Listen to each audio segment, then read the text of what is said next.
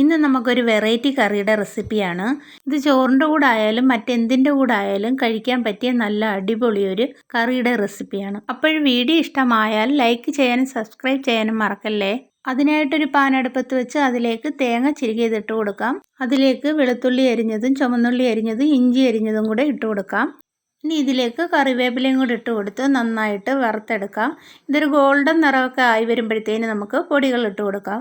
2 spoon മുളക് പൊടി, 1 spoon മല്ലിപ്പൊടി, ഒരു പിഞ്ച് മഞ്ഞൾപ്പൊടി, 1/4 സ്പൂൺ കുരുമുളക് പൊടി, 1/4 സ്പൂൺ ഗരം മസാലപ്പൊടി, ഒരു പിഞ്ച് കായപ്പൊടിയും കൂടി ഇട്ട് കൊടുത്ത് നന്നായിട്ടൊന്ന് പച്ചപ്പൊക്കെ മാറുന്നിടം വരെ ഇളക്കി കൊടുക്കാം. ഇനി ഇത് നമുക്ക് ഒരു ജാറിലേക്ക് ഇട്ട് കൊടുത്ത് ഇത് ജസ്റ്റ് ഒന്ന് പൊടിച്ചതിന് ശേഷം വെള്ളം ഒഴിച്ച് വേണം നന്നായി അരച്ചെടുക്കാൻ.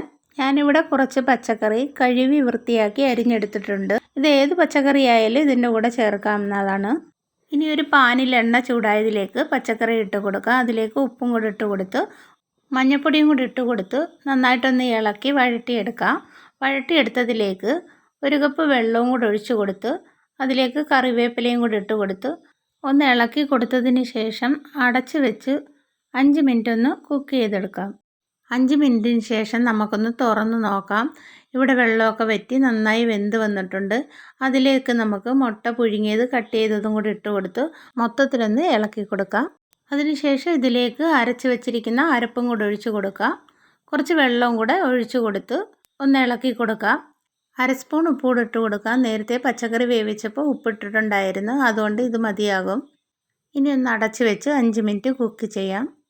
ഇനി ഒരു ചട്ടി അടുപ്പത്ത് വെച്ച് എണ്ണ തിളച്ചതിലേക്ക് കടുക് പൊട്ടിക്കുക. അതിലേക്ക് ചെറിയുള്ളി അരിഞ്ഞതും കറിവേപ്പിലയും ഇട്ട് കൊടുത്ത് നന്നായിട്ടൊന്ന് വറുത്ത് കോരിയെടുക്കാം. 5 മിനിറ്റിന് ശേഷം ഇത് തുറന്ന് നോക്കാം. ഇതിലേക്ക് താളിച്ചതും കൂടി ഒഴിച്ച് കൊടുക്കാം. അപ്പോഴും നമ്മുടെ കറി റെഡി ആയിട്ടുണ്ട്. ഇത് വളരെ ടേസ്റ്റിയാണ്. അപ്പോഴെല്ലാവരും ഇതുപോലൊന്ന് ട്രൈ ചെയ്ത് നോക്കണേ. ഇതൊരു പ്രത്യേക ടേസ്റ്റാണ്.